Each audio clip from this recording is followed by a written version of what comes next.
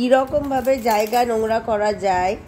একটা ছোট্ট বাস্কেট ছিল, যে বাস্কেটের মধ্যে দুটো স্যুপ বোল একটা স্পুন রেখে সাজানো থাকতো, সেইটাকে কেটে কেটে কী কাণ্ডটা করছে দেখো, কী কাণ্ড করছে পাবলোকে কি পাবলোর মা সাত করে ইঁদুর ডাকে, এই জন্য ইঁদুর ডাকে, বলে ইঁদুর, তুই হলি সাদা ইঁদুর বলে, কারণ হলো সব জিনিস কুটকুট কুটকুট করে কাটে।